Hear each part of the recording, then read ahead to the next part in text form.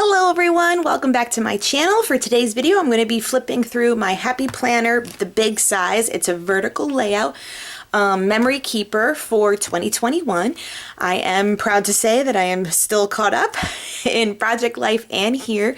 So it's good that I do find the weekly habit of documenting and saving the stories that occur in my family and in my life. So we will get started. So there's just a pocket here that I keep. Just these are extra things that kind of get into the rest of it. And we'll begin with January. So January, for the monthly calendar, I never used them. So for this one, I just went ahead and documented my little word for the year. And hopefully, I mean, I don't actually, let's not be honest. I always start off strong with word of the year, one little word of the year, one little word. And it's definitely already trickled off. Like, I haven't really come back and reflected on it, but I did choose the word flourish for these reasons, a quote and definition. So I am following some of like the prompts from Allie Edwards, just in a different format and not in a like 6x8 formal setting that she kind of offers the project in, because I know I just never stay with it. So it's just kind of my way of kind of getting a little piece of it into my album. So for this layout, I just did scrapbooking paper across the top. This is an easy go-to layout for me, and just putting some pictures in there and then doing all of your journaling below.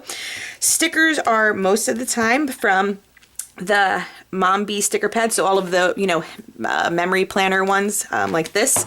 I love them. I have tons of them. I mean, I don't have like tons and tons like some crafters do, but I do have my extensive collection.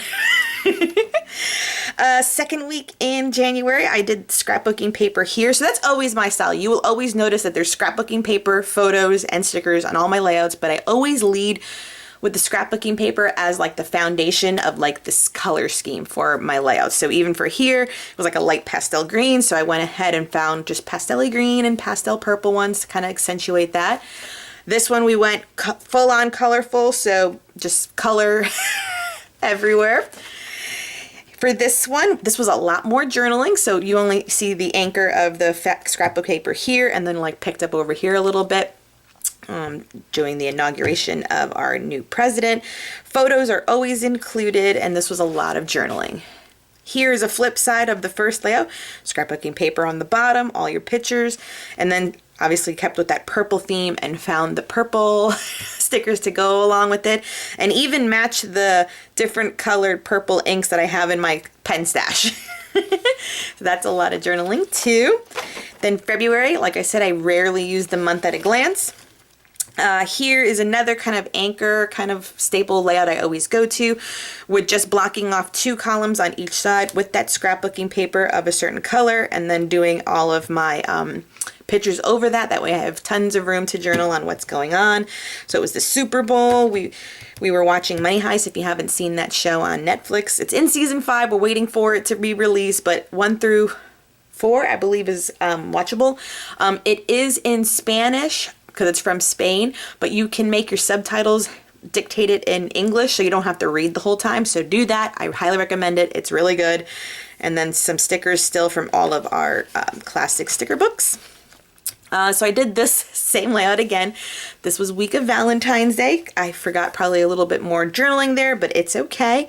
So obviously a pink and red theme for this one. Super cute, fresh, light. This kind of black and white theme. Here's the scrapbooking paper like on opposite sides here. Journaling, and then a little bit of color. So I like doing some photos in black and white, and then also some colored ones.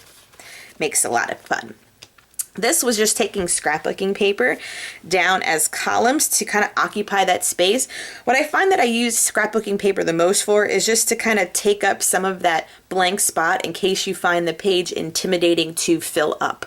That is usually my approach to it. It's like, can I write that much about what happened this week? I can't. Well, let's cover up some of that landscape with scrapbooking paper. So in this regard, I'm guessing probably I only had like a few main events or stories. So I knew just had story 1, 2, 3, and 4, and then the rest of the weeks of the 3 other days we're going to be pretty much blank. And for me, I don't like white space. I know that there are other scrappers out there that enjoy white space a lot more. I'm not one of those girls. And then we get into March. So again, I don't use the monthly spread. And then I went back to just kind of anchoring down orangey scrapbooking paper, and then found kind of orangey green flowers and my journaling. So I did 3 columns in this one, and probably it looks like a good, maybe one story that ties all of this in, another story, and a smaller story. Yeah, so journaling heavy, probably limited photos taken this week. Here's the week of St. Patty's Day, so definitely went with the green theme. I cut these big shamrocks out of a magazine paper, so they're like glittery little accents, and I kept it knowing I would use it for this page. She had fun things going on at school. Then I kind of pulled out all of the green stickers. This is a stamp set that I do like to use a lot, and it's just simply one of these. I got it on Amazon. I know Allie Edwards showed it one time, so that's how I picked it up. Just uppercase alphas by, is there a brand on here? Educational Insights is them. So that's what these are. So I got vaccinated, and then we had a virtual conference for my continuing education that week. Here was a lot of photos and a lot of journaling. So I did the scrapbooking paper. So this paper was actually collage paper from, what's her name? She's an artist. And this lady. So Art by Marlene collage paper. So it was in one of these packs. Loved the mixed media look behind it and all of the colorful photos on it. So I know it looks busy, but I love the way this turned out. And then just kept black ink for all my journaling. And then that wraps it up. Yeah, so that's March. So I just kept like a school tracing thing that Valentina did, and she doodles and plays with stickers a lot. So I just kind of punched some of those in. Same thing here. It's like a little fashion plate. We have a princess fashion plates. Oh, and then I kept like the little, informational packet they give us after getting the COVID vaccine. So I punched that in here.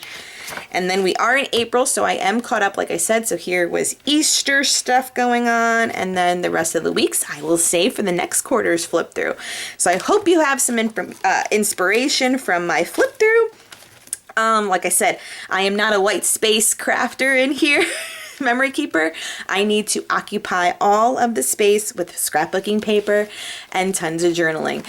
So if you also watch my Project Life flip throughs, you'll notice I do have journaling in those just in case someone's going through one and not the other. But this book, as well as my 12 by 12 album, will always go side by side to get more in depth on how I'm feeling or what was going on or the events that had occurred or thoughts that were going on.